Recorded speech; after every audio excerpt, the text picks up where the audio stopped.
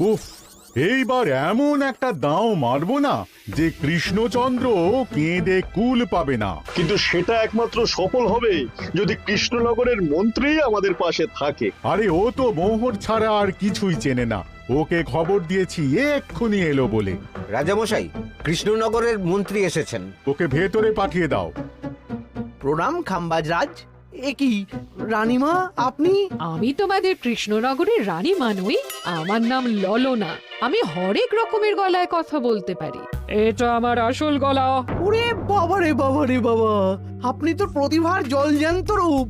একে আপনি কোথা থেকে পেলেন খাম্বাজরাজ? বেশ কিছুদিন আগে একটা যাত্রা দেখতে গিয়ে ললনার সাথে পরিচয় হয়।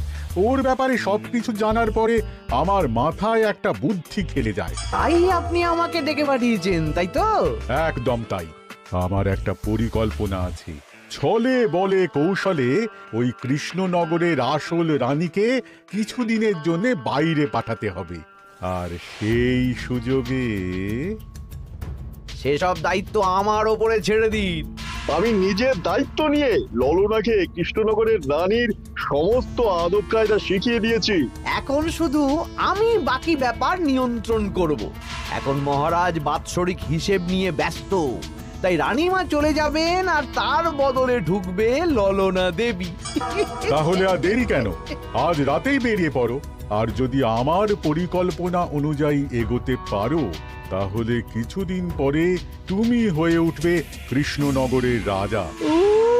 আমার কত দিনের আশা। চলুন তাহলে। হ্যাঁ চলুন, রাজবাড়ির বাকি ব্যাপার যেতে যেতে বুঝিয়ে দেব।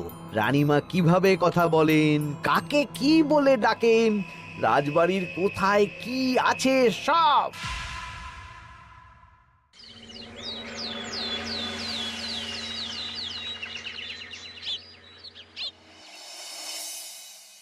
কি গো গিন্নি, জ্বরটা নেমেছে? এই জ্বরটা কমেছে, কিন্তু শরীরটা খুব দুর্বল গো। তুমি পারলে ভাতটা রান্না করে রাজবাড়ি যাও, আমি বেলার দিকে এই কিছু একটা তরকারি করব। না না গিন্নি, তোমাকে এই শরীরে রান্না করতে হবে না। আমি তরকারির সবজি কুটে রাখছি। হ্যাঁ, ওই পুটির মাকে বলে রাখবো, ও এসে রান্না করে দেবে। তাহলে তো ভালোই হয়। জ্বরে একেবারে শরীরটা দুর্বল করে দিয়েছে গো। হ্যাঁ, তুমি বিশ্রাম নাও গিন্নি, আমি রান্নাঘরে যাই। কি গোপাল আজকে এখনো এলো না? ও কোনোদিন সময় এসেছে মহারাজ? ওকে তাড়িয়ে আপনি একটা কাককে রাজসভায় রাখলেও সে সময়ে আসবে। আসলে গোপালের গিন্নির খুব জ্বর, আমি দেখে এসেছি। তাই হয়তো ওর গিন্নির সেবা শুশ্রূষা করতে গিয়ে গোপালের দেরি হচ্ছে। তোমাকে আর গোপালের হয়ে কাসুন্দি গাইতে হবে না। এই তোমরা থামো তো। একটু দেরি হয়ে গেল মহারাজ। আসলে গিন্নির খুব জ্বর, তাই কিছুটা রান্না করে এলাম। আচ্ছা আচ্ছা আচ্ছা, তা এখন তোমার গিন্নির শরীর কেমন আছে? আগের থেকে ভালো আছে মহারাজ, জ্বরটা কমেছে, কিন্তু শরীর খুব দুর্বল। বেশ বেশ, একটু যত্নআত্তি করো। যাই হোক, আজকে সারা বছরের খরচের হিসেব আর আগামী অর্থনৈতিক বছরের প্রকল্প নিয়ে আলোচনা হবে। আলোচনা শুরু করা হোক। বিগত অর্থনৈতিক বছরে বিভিন্ন খাতে মোট খরচ হয়েছে 15,700 মোহর, আর বিভিন্ন কর বাবদ উপার্জন হয়েছে 22,000 মোহর। তাহলে তো মহারাজ ভালোই লাভ হয়েছে। এবার আমাদের দিকে একটু নয়ন মেলে তাকালেই হয়। সেসব তো দেখবই, কিন্তু তার আগে আমি মন্ত্রীর সাথে বিগত বছরের সব খরচ নিয়ে হিসেবে বসবো। হ্যাঁ, বেশিরভাগ দায়িত্ব তো মন্ত্রীমশাইয়ের কাঁধেই থাকে, তাই উনি কোনো হিসেবে জল দিয়েছেন কিনা সেটাও পরখ করে নেওয়া যাবে। এত কাজের চাপ যাচ্ছে কদিন, শান্তিতে ঘুমোতেও পাচ্ছি না। মন্ত্রী, তুমি আজ বিকেলে রাজবাড়িতে চলে এসো। বিগত অর্থনৈতিক বছরের হিসেবগুলো একবার দুজনে বসে মিলিয়ে নেব। আচ্ছা মহারাজ, যা করার তাড়াতাড়ি করে নিতে হবে। এখন দেরি করলেই এই বছরের প্রকল্পগুলো শুরু করতে দেরি হয়ে যাবে। মহারাজের জয় হোক। বলো প্রহরী, তুমি কি কিছু বলবে? মহারাজ, একজন কালো চাদর মুড়ি দেওয়ার লোক এলেন আর আমার হাতে এই চিঠিটা ধরিয়ে দিয়ে চলে গেলেন। এই গরমে চাদর মুড়ি? অদ্ভুত লোকটা, কি রে বাবা? সর্বনাশ! কি হলো? তোমাদের রানীমার জ্যাঠামশাই খুব অসুস্থ, তাই পরিবারের সবার সাথে দেখা করতে চান। ও মা গো, আজ সভা এখানেই শেষ। এইবার শুরু হবে আসল খেলা। কি বলছেন মহারাজ? হ্যাঁ রানী, আমাকে এক্ষুনি জ্যাঠামশাইয়ের কাছে যাওয়ার বন্দোবস্ত করে দিন মহারাজ। কিন্তু রানী, তোমার জ্যাঠামশাইয়ের বাড়ি কৃষ্ণনগর থেকে ঘোড়ার গাড়িতে গেলেও তো 1.5 দিন সময় লেগে যাবে। এদিকে আমার এত কাজের চাপ। আপনি বরং কয়েকদিন পরে আসুন, আমাকে এক্ষুনি যেতে হবে মহারাজ। বেশ বেশ, আমি তোমার যাওয়ার ব্যবস্থা করছি। সাবধানে যেও রানী, আমি 2-3 দিনের মধ্যেই আসছি।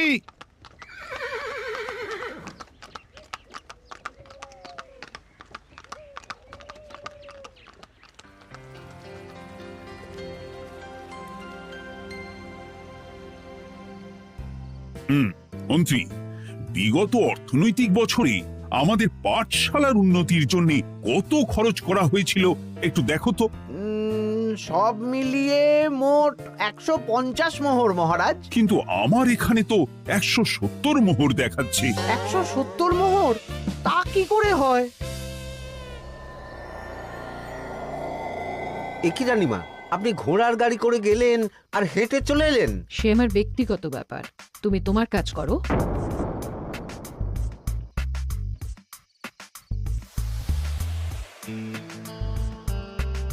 এ কি রানী, তুমি চলে এলে? আমার শরীরটা খুব একটা ভালো লাগছে না মহারাজ, পেটটা কামড়াচ্ছে, তাই সহিসকে বললাম ঘোড়ার গাড়ি নিয়ে জ্যাঠামশাইকে দেখে আসতে, আর আমি বাড়ি চলে এলাম। ও, সহিস এসে খবর দেবে, তারপর আমি আর আপনি দুজনে একসাথে যাব। বেশ বেশ, ঠিক আছে রানী, তুমি বিশ্রাম নাও। বিশ্রাম না, আমি একটু স্নান ঘরে যাব, পেটটা কেমন মোচড় দিচ্ছে। মহারাজ কিছুই বুঝতে পারেনি, মজা জমবে।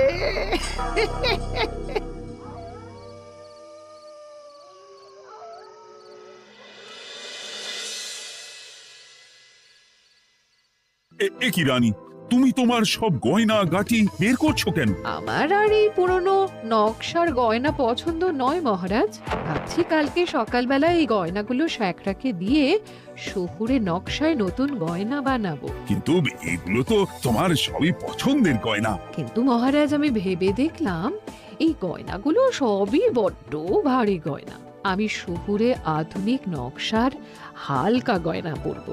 এমনিতেই জ্যাঠামশাইয়ের শরীরটা ভালো নেই, মনটাও ভালো নেই, ও, পেটটা কেমন মোচড় দিচ্ছে, আমি আরেকবার স্নান ঘরে যাব।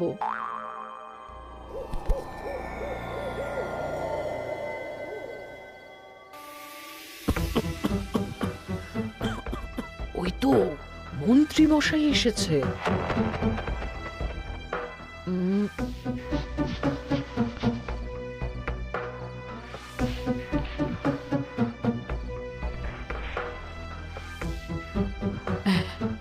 এই রাজ্যে গোপাল আমার শত্রু, কালকে থেকে গোপালকে খাটাবে।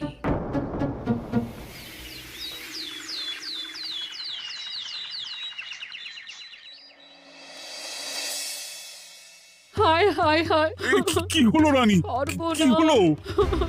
গতকাল রাতে আমার সমস্ত গয়না চুরি হয়ে গেছে। হ্যাঁ? বলো কি প্রহরী? বলুন মহারাজ। গতকাল রাতে রানীর সব গয়না চুরি হয়ে গেছে। তুমি আরেকজনকে নিয়ে এক্ষুনি খোঁজ করা শুরু করো। যথাজ্ঞা মহারাজ।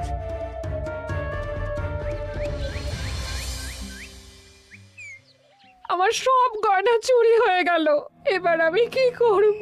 আরে রানী, তুমি কেঁদো না, সেই সকাল থেকে কেঁদেই চলেছো। আমি তো প্রহরীকে খোঁজ করতে পাঠিয়েছি। এই সব প্রহরী কর্মচারী কাউকে বিশ্বাস হয় না আমার, আজ থেকে সবাইকে ছুটি দিয়ে দেব। কি বলছো তুমি? সবাইকে ছুটি দিয়ে দিলে রাজবাড়ির কাজ কে করবে? কেন? আমাদের সবচেয়ে বিশ্বাসযোগ্য সভাসদ গোপাল আজ থেকে রাজবাড়ির সব কাজ গোপাল করবে। কি বলছো? আপনি কি বলতে চাইছেন? গোপাল বিশ্বাসযোগ্য না?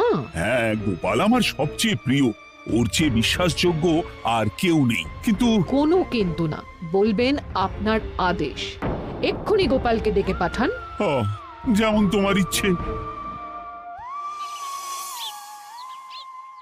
গোপাল, গতকাল রাতে রানী সব গয়না চুরি হয়ে গেছে, তাও আবার ঘরের ভেতর থেকে। আমি চাই তোমার মতো বিশ্বাসযোগ্য লোকই রাজবাড়ির সমস্ত কাজ করুক। মানেটা ঠিক বুঝতে পারলাম না রানীমা। মানে আমি রাজবাড়ির বেশিরভাগ কর্মচারীকে ছুটি দিয়ে দিচ্ছি, তার বদলে রাজবাড়ির কাজ করবে তুমি। কিন্তু কোনো কিন্তু না। রাজসভার ভাড়ামো অনেক হয়েছে, এবার থেকে তোমার কাজ বাসন মাজা, ঘর মোছা, কাপড় কাচা, পুরো রাজবাড়ি ঝাঁট দিয়ে পরিষ্কার করা। এই সেরেছে। যাও, রান্নাঘর থেকে বাসন নিয়ে পুকুর পাড়ে গিয়ে বাসন মাজবে। এ কি গোপাল, রাজসভা থেকে সোজা পুকুর পাড়ে? কি হয়েছে নাকি? খুব হাসি পাচ্ছে না? হাসি তো পাবেই, নতুন রানীমা আসার পরে তোমার এই হাল করে ছেড়ে দিল। নতুন রানীমা? না, আসলে ঘটা বলতে চাইছে রানীমা তোমাকে নতুন চাকরি দিয়ে এই হাল করলো। যা হয়েছে ভালো হয়েছে, আমার পেছনে না লেগে নিজের কাজ করুন যান। কোথায় কি বলতে হয় জানিস না নাকি? অভ্যেস নেই তো, তাই মুখ ফসকে বেরিয়ে গেছে।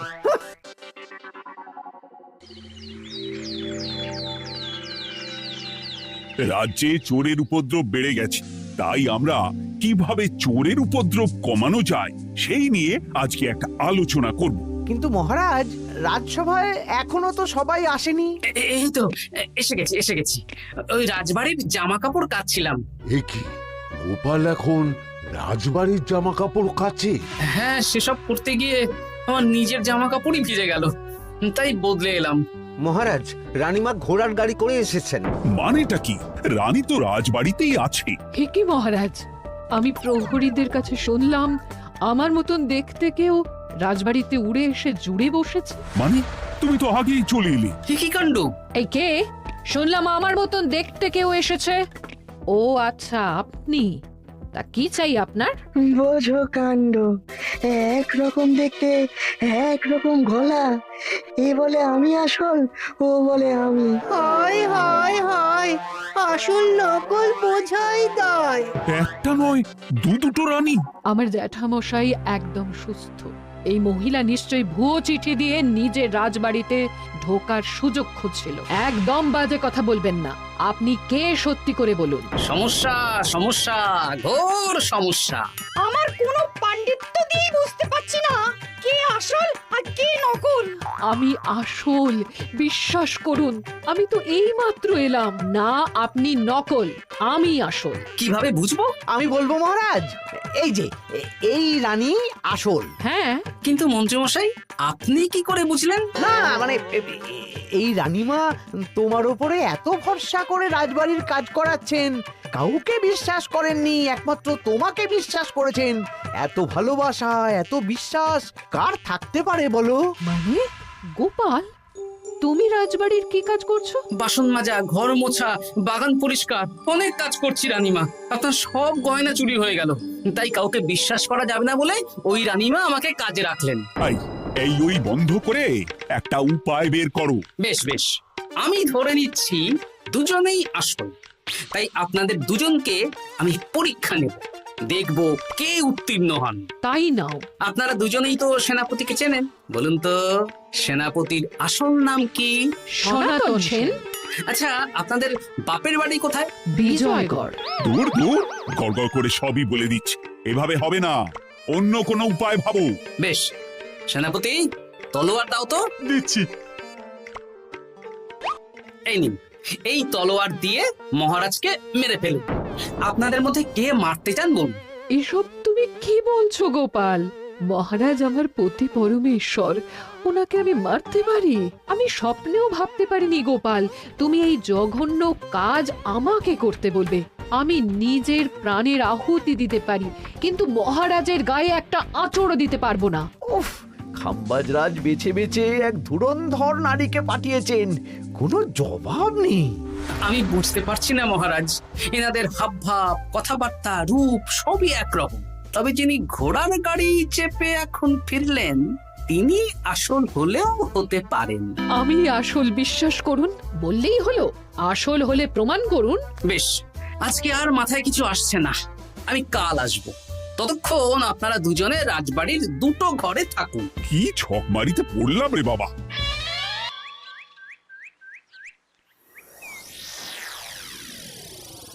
ললনা একদম তৈরি হয়ে এসেছে।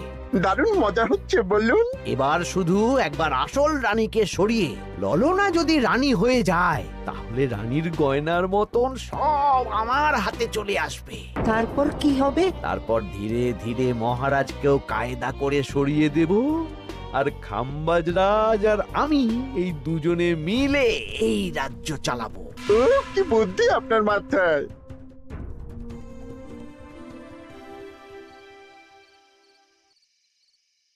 বলছি শোনো না, আমার শাড়িটা একটু ছিঁড়ে গেছে গো। তুমি বাজার থেকে কালকে আমার জন্য একটা শাড়ি নিয়ে আসতে পারবে? হ্যাঁ, আচ্ছা বেশ, নিয়ে আসবো শাড়ি। শাড়ি শাড়ি শাড়ি, এই তো মাথায় বুদ্ধি এসেছে। কাল নয়, আজকেই। গোপাল, তুমি কিছু ভাবতে পারলে? মহারাজ, আপনার দুই রানীকে ডাকুন। আমার তো একটাই রানী।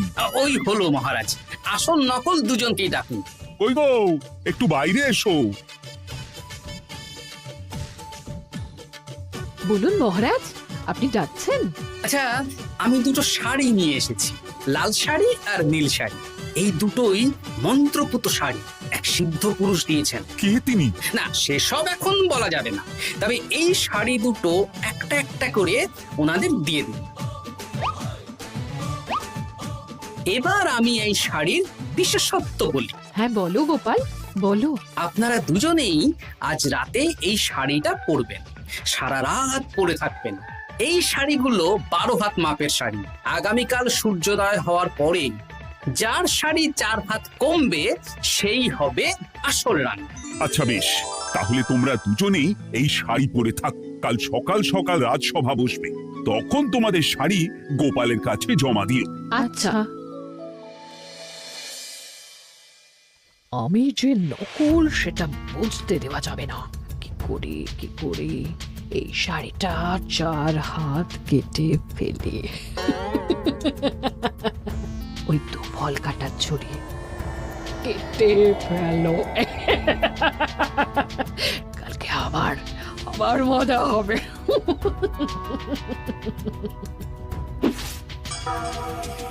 হে ঠাকুর, রক্ষা করো ঠাকুর, আমার শাড়িটা যেন 4 হাত কমে যায়।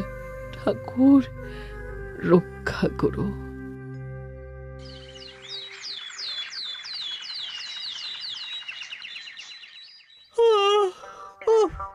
এত সকাল সকাল রাজসভা, দূর, ভালো করে ঘুমটাও হলো না। আমি তো ঘুমোইনি, চিন্তায় ঘুমই আসেনি।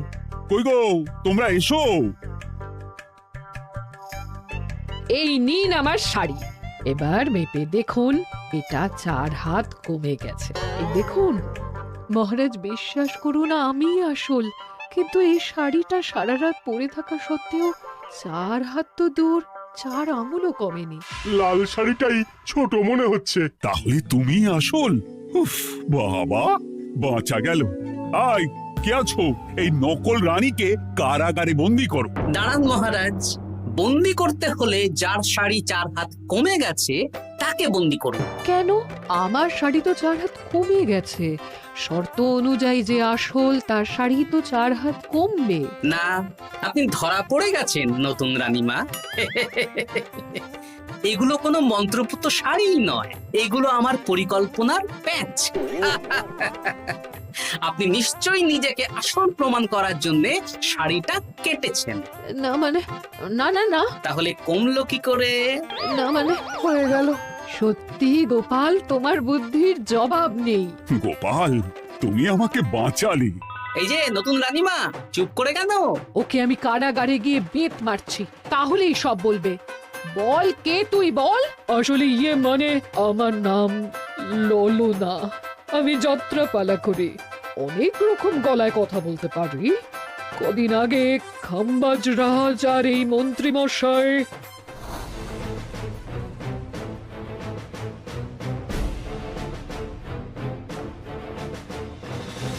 বাহ বাহ বাহ বাহ বাহ, এ তো দেখছি ললনার ছলনা। তার মানে রানীমার গয়না? ওগুলো তো সব মন্ত্রীকে দিয়েছি, জানলা দিয়ে কাপড়ে পেঁচিয়ে নামিয়ে দিয়েছি। মন্ত্রী, তোমাকে আমি শুলে চড়াবো। ভুল হয়ে গেছে মহারাজ, আমাকে ক্ষমা করুন। প্রাণে মারবেন না, সব গয়না ফেরত দিয়ে দেবো মহারাজ। তুমি শত্রু রাজ্যের প্ররোচনায় এত বড় ক্ষতি করতে চেয়েছিলে? ক্ষমা করুন মহারাজ, ক্ষমা করুন। সেনাপতি, মন্ত্রীকে 1000 বার বেত্রাঘাত করো। আর এই ললনার কি হবে? আমি অনেক দিন ধরে বাড়িতে একটা কাজ করার লোক খুঁজছি, ওনাকেই পাঠিয়ে দিন। আমার গিন্নি শুয়ে বসে থাকবে আর উনি খাটবেন। নয়, হ্যাঁ, ললনার ছলনা ভেস্তে গেল।